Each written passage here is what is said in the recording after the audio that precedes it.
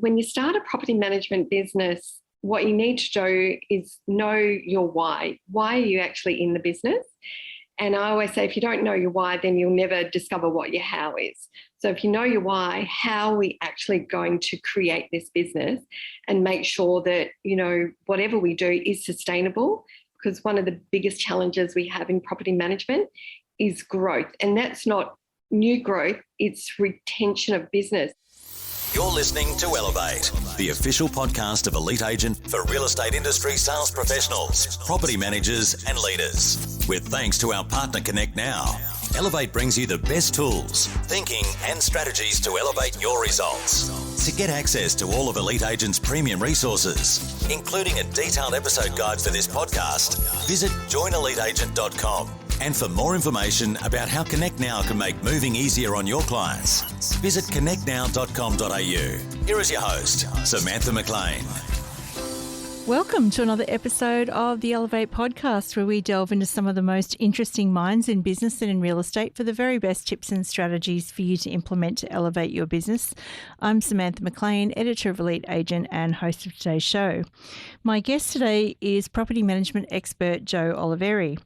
With more than 30 years' experience, Jo is known for promoting positive change in the real estate industry and has trained thousands of business owners and property managers worldwide. So, Jo, welcome to the show. Thank you. It's such a joy and absolute pleasure to be here. I was just looking at my notes and it says Joanne, but I've always known you as Jo, so I'm hoping that's okay. Oh, please do. If anyone calls me Joanne, I think, what have I done wrong? It's the same when people call me Samantha. I start getting really worried. Yeah. So we just printed issue 40 of the magazine, and I don't know if you realised it, but you were in issue 1 like years and years ago, because it was funny. We were flipping through issue 1 thinking who's been around as long as us, and we found you in there. So first of all, thank you for contributing all that time ago. My pleasure. Tell us what you've been up to recently. It's been a bit of a confusing couple of years, but what have you been doing? Yeah, well, since the pandemic struck, as many that would know me would know, that we dashed back from the US, not knowing that we were on that last flight out of the USA and expecting to be back there by now. But we've bunkered down in Brisbane where we live, and we've been working on some technology for the industry, which has been really exciting because I managed to attract, and I say literally attract, some partners over there who were looking to create a workflow program for property management. And we were trying to do the same thing. And we thought, well, we know what's needed, but we don't know technology. And literally out of the blue, someone approached us wanting to know if they could work with us on this. So that's what we've been doing during the pandemic. Yeah, it's actually a good time for doing that sort of thing, isn't it? While you can't actually necessarily travel and see people the way that we're used to, it's good to come up with something new. Exactly, yeah, and especially, because I am someone who my mind is constantly on the go, and I think I would have gone stir crazy if I didn't have something to work on. That's how I've certainly known you, coming backwards and forwards from between Australia and the US for a number of years. How did you get involved in the US property management market? Yeah, when I first started in property management, I felt that there was something I could do to, have a deeper understanding of property management and be part of a change that I felt, was necessary and needed to come. And as part of that, my own thoughts were, I need to know everything about real estate. It's not just property management. I need to have the overall big picture. And as luck would have it, at that time we got sent to Papua New Guinea, and that's a place where you don't do property management. So I used that time to learn more. And from there we moved to New Zealand, where I had the opportunity to work in sales. But as part of working in sales, I had to do this paper at the Open Polytechnic, and I wrote on global real estate. So this was before the internet and all of that. And I talked about people being able to just shop for real estate online. And that kind of like opened up my mind to the possibilities of, can I actually become a global agent? And, not long after that, I ended up, finding that there was a course that I could do. I did my certificate as an international property specialist. And through that, I started to network with a lot of agents from around the world. And the more I went to the US, the more I could see that there's these amazing opportunities. And it just grew into me traveling there probably every 6 weeks, to the point where I then moved there and just loved it. And what are some of the differences that you see between the Australian market and the US market? Yeah, one of the biggest things, and if I, focus on property management, is the fact that over in the US, a lot of sales agents actually do their own property management. But property management to them is more like collect the rent on the owner's behalf, so that they can save them fees in management, and bypass a trust account. So it's not done very well. And tenants fail to report maintenance. So I saw enormous opportunities to go over there and assist with kind of like different ideas so that they could bring it in-house. And they actually avoided having it in-house because of all of the liability and things like that. So they're so scared of being sued. It's like all you need is processes and a proper plan of management. Yeah, so in Australia, it's more regulated than literally anywhere else, yeah? Yeah, it's very regulated in a more succinct manner, whereas in the US, they've got a lot of legislation that actually creates a lot of fear amongst agents.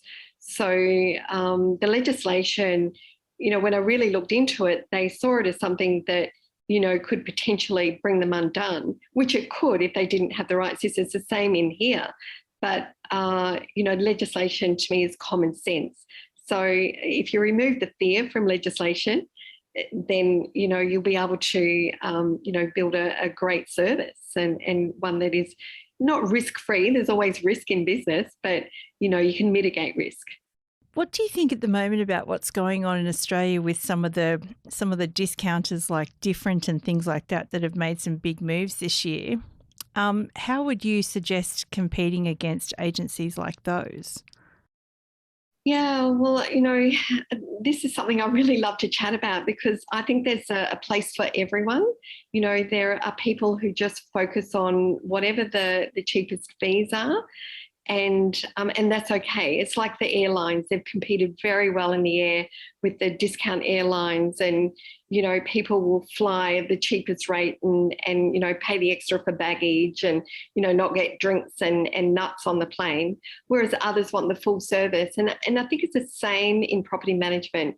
You will always get the people who are willing to pay a fee for service and results. But if we don't know how to communicate that, then they don't know what to expect from us.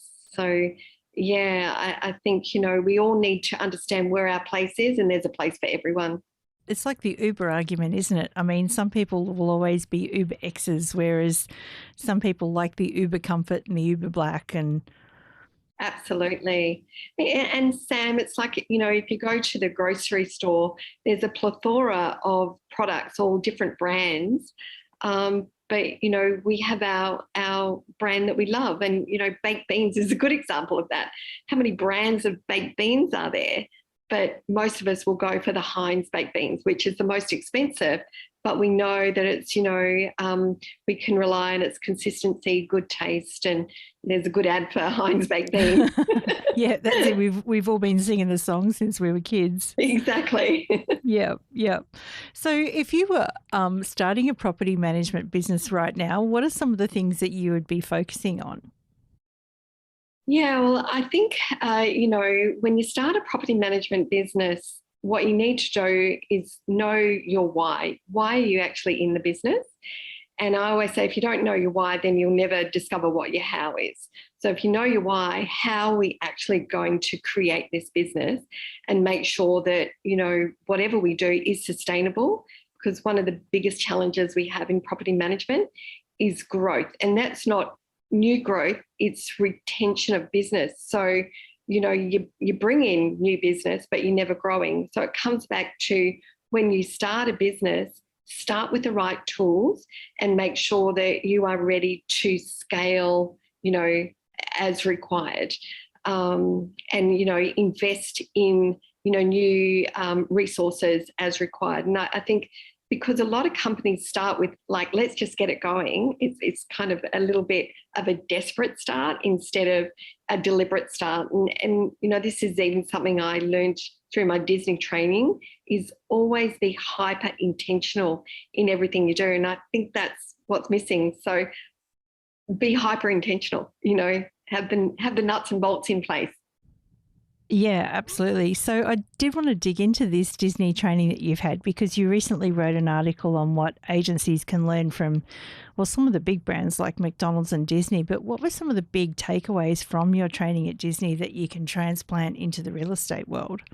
Yeah, well, when I did my Disney training, it was like a complete shift in my mindset from doing that, because what we see at Disney is magic everywhere, but we're actually taken behind the scenes, where we see all the things that are going on to create the magic.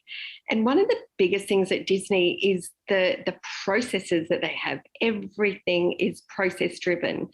Nothing happens without a process, and they never break that process. It's, they never compromise on process. They never compromise on safety, but process is part of the safety.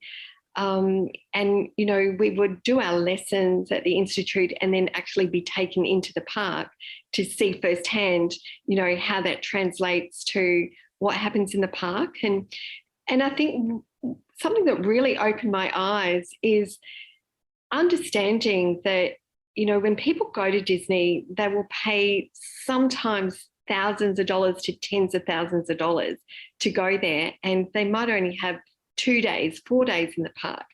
But to get around to all the rides means you've got to actually line up for the rides. And, some of those lines can be 2 hours, or I was in a ride once for 4 hours. And I love observing people. And, what I saw is people already had the expectation that they would have to line up to go on this particular ride. They also had the expectation that Disney says safety first. So if that ride breaks down, it stops until they've got it working again.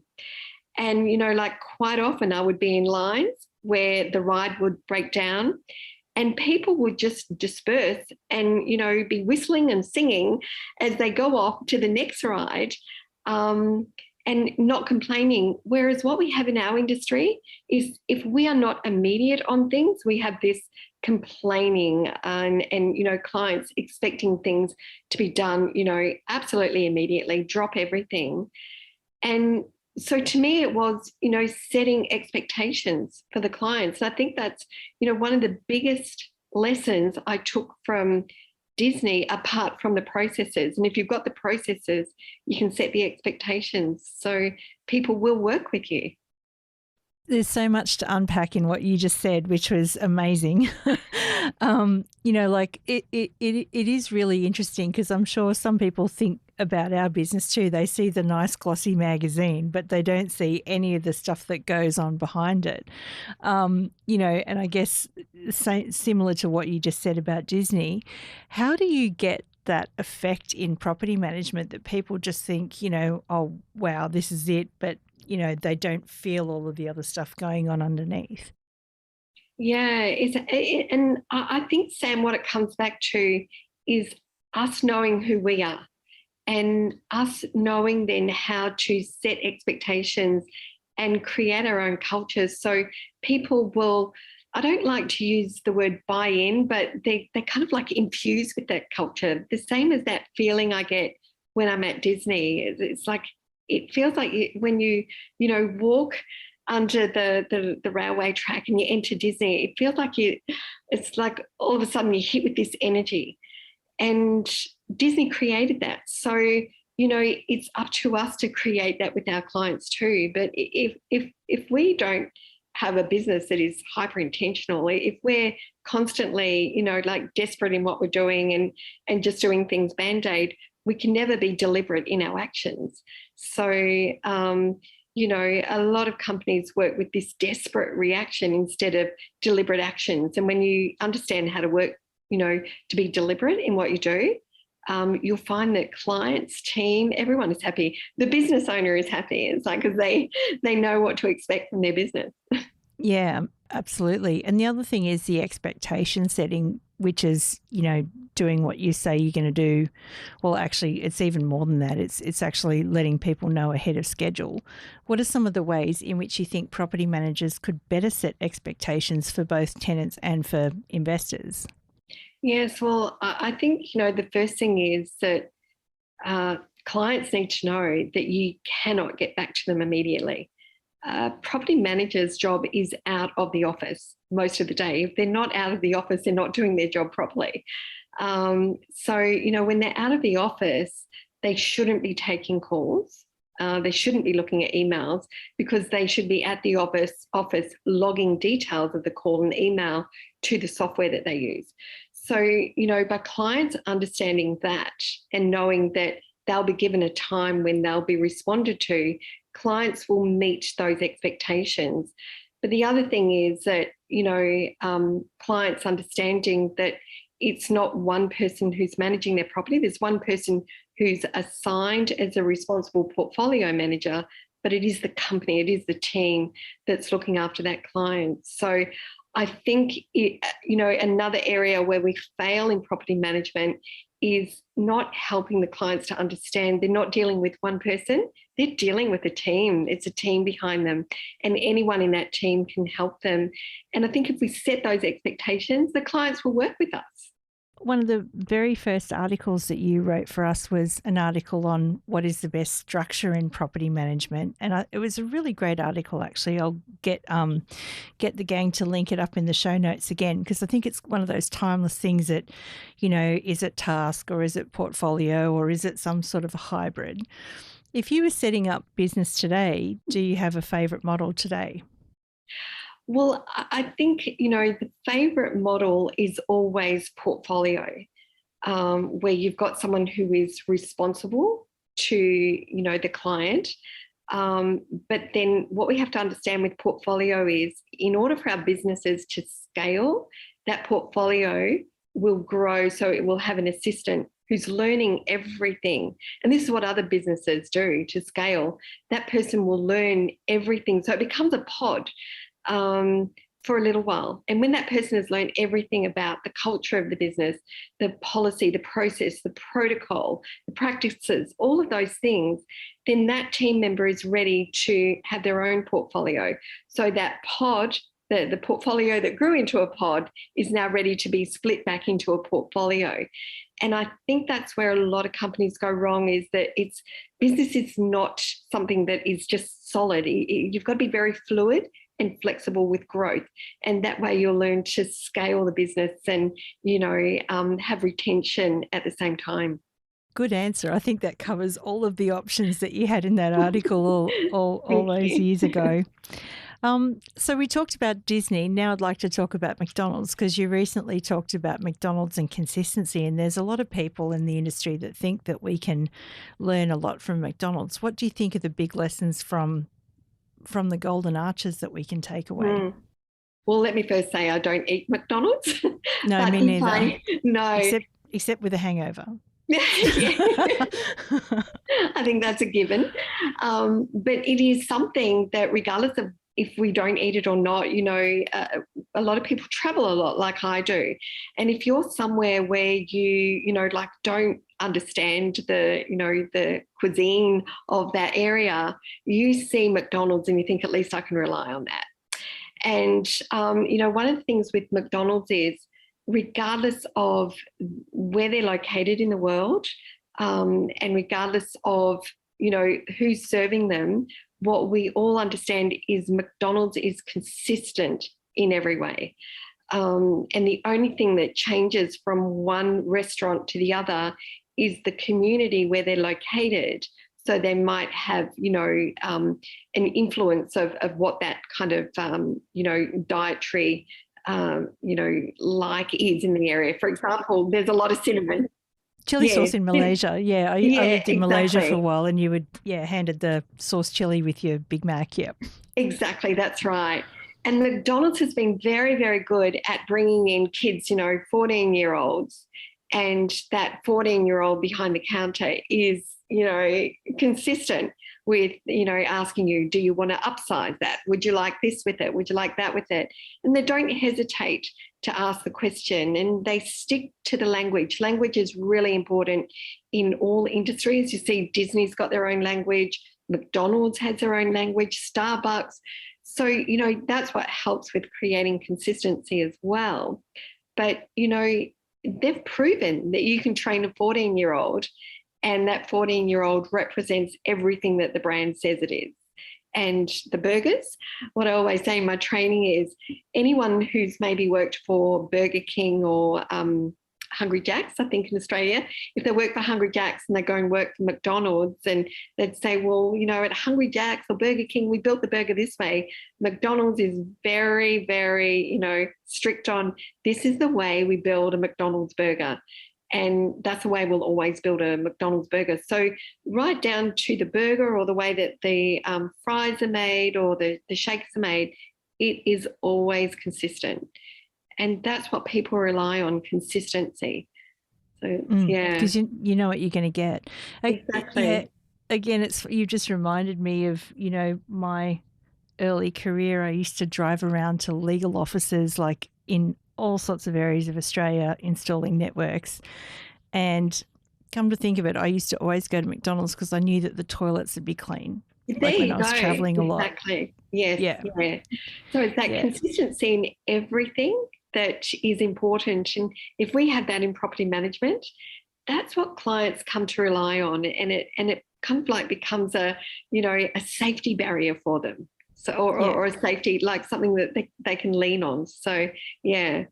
Yeah, it's good advice, actually, so that the client gets to know you and sees you as a safe haven to pull into. Exactly. In effect. Yes. Yeah. We've been talking to a lot of BDMs lately, and one of the problems that they consistently say crops up is this fee conversation. Like they'll get a client calling them up saying, I'm looking for a property manager in effect. What are your fees? And it's the second question that they ask. Can you give us some idea of some tips and strategies to open a conversation instead of just going, I'm part of an Excel spreadsheet here you go, it's 8% or something like that? Yeah. Well, I think, it's natural for everyone to, want to know what the fees are. And I think in general, people think that they need to ask about fees because they see us all as being the same. But that's our opportunity to actually shine and ask the client something different when they ask, what are your fees? And my first response would be, I would love to know why you've got this rental property, because not all owners are the same. Not all rental property owners are investors. Sometimes it's their own home that they can't sell. So what's your reason? Because unless I know your reason, then, I won't be able to service you. Because what I like to say is I'm the how to your why. So what is your why? And that opens up conversation because they're thinking, well, you're not like everyone else who just, blurted out the fees and almost apologised for charging those fees. And, if you don't know your own value, you can't share your value. So there's no way that you can, kind of promote the value in what you do if you're not believing in it. If the first thing you have to say is that here's our fees, but if someone else has offered you something else, then we'll drop our fees, because that's a lot of the conversations we're hearing. And part of the training that we do when I work with, I call them growth managers, is I call the competitors with them and get them to ask that very question to see what the response is. And it really is almost like they're apologising. So the clients are not seeing something different. So I say, share your difference And so I actually say, share, shine and show.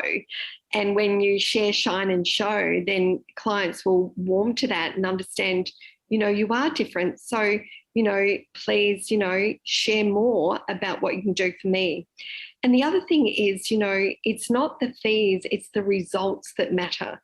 So know your numbers, and you'll know, Sam, I write a lot of articles about numbers. It's all about the numbers.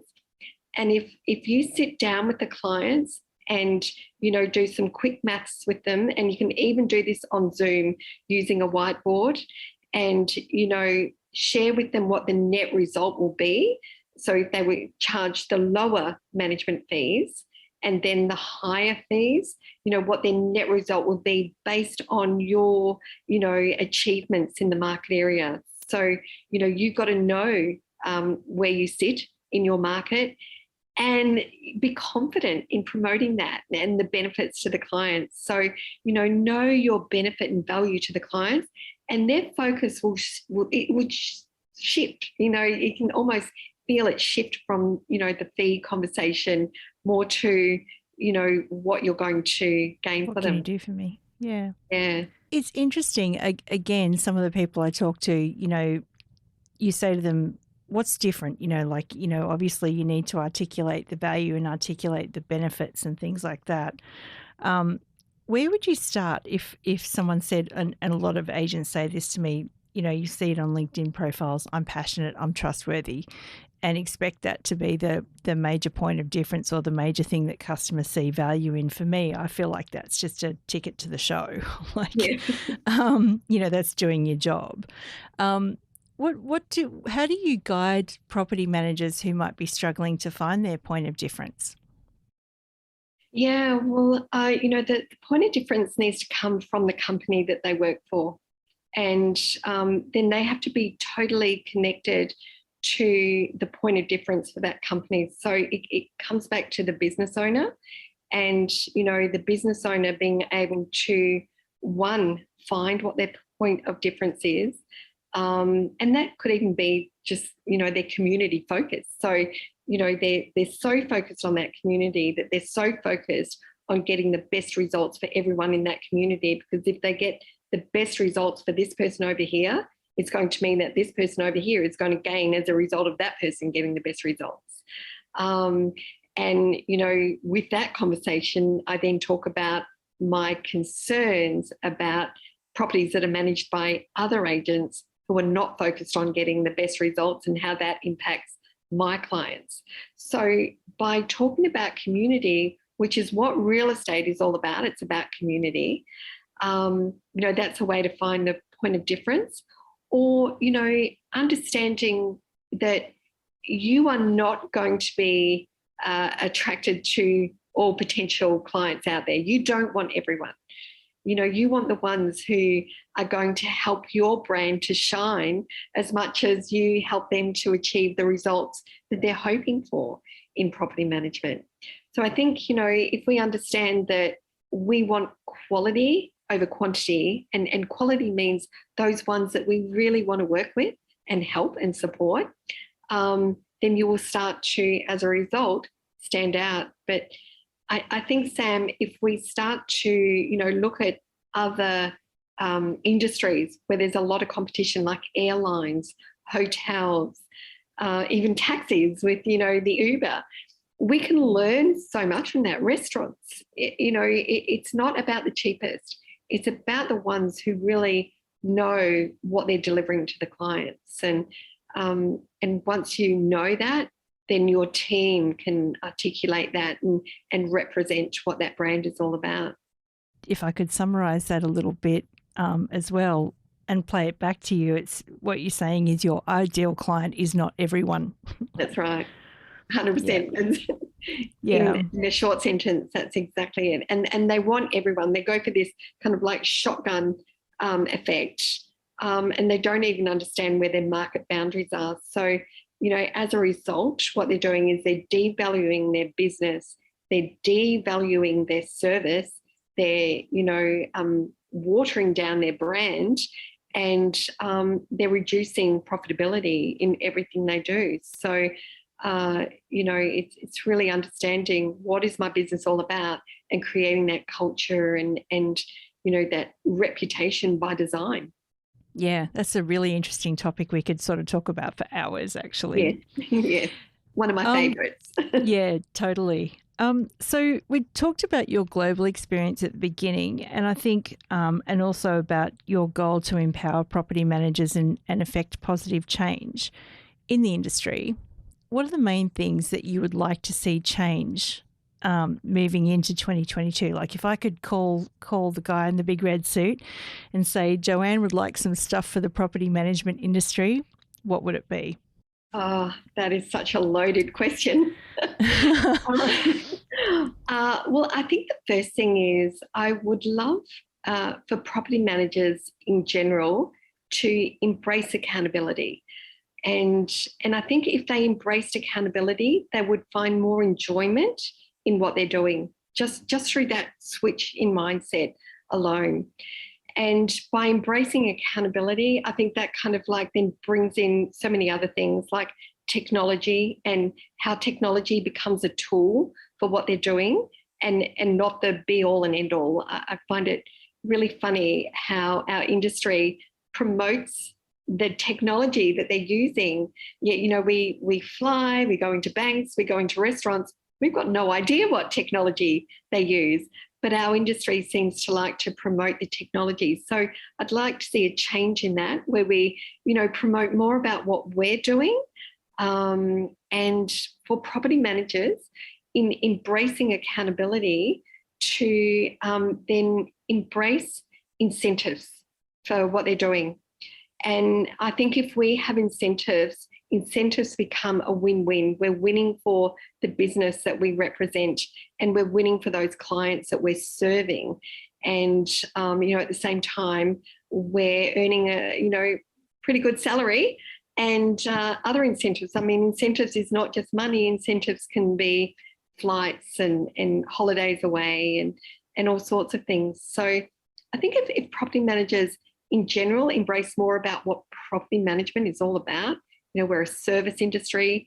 I've always said we're like the stockbrokers of the real estate industry. To become, someone who's knowledgeable about the market, we're going to see a magnificent shift in our industry. Yeah, I think so too. There seems to be like a movement of more maturity and more, upskilling and things like that, which is something I think to look forward to seeing. Great. Yeah. So what's ahead for you for 2022? What is on your goal list? Well, the big goal is we hope to get back to the USA. So as soon as we know that there's stable borders, we'll head back there and continue to get on the road and do our masterclasses and get our little dog that we had to leave over there. So we miss her dearly. Yeah. Continue to roll out the new program that we developed during the pandemic, which is, as we speak, we're rolling it out now. And, we've had such wonderful feedback from that where everyone is saying, this is a no-brainer and we've made something, that is complex into something that is very simple. So I'd love to see that, rolled out and just in general, I can't wait to go back to conferences again and yep. and speak and share and I just can't wait to get out there and mix again. Yeah, I think you're not alone there. I think everyone's gagging to get out there as well, me included. I miss the US too, and I didn't even live there. So I just can't wait to get back. Yeah, amazing. Not to say I don't love Australia. I love Australia, but Yeah, there's all of those shops and pizza. Exactly. Just to name two things. But anyway, I would like to, Joanne, I'd like to thank you for coming on today and sharing your knowledge and catching up with you. And please do let us know when you launch your product because we'd love to have a look at it. I asked this final question of all of my guests, which is, if there was one final piece of advice or takeaway to leave everyone with, what would it be? Well, I say that you have to love what you're doing And if you're not loving what you're doing, then you might be, doing the wrong thing. And that's not to say that working in property management is not the wrong thing. It's find what you love doing in property management and, find the joy, and the joy is going to guide you through life. And just know, whatever you do, there's going to be those days when you think, what am I doing? Do I really want to be here? And know that every time that happens, it's just a lesson for you to, take you to the next level and the next level. So find the joy. Great lesson and great advice, Jo Oliveri. Thank you so much. My pleasure. Thanks, Sam. We hope you enjoyed this episode of the Elevate podcast, with thanks to connectnow.com.au. Don't forget to get access to all of Elite Agent's premium resources, including a detailed episode guide for this podcast. Visit joineliteagent.com.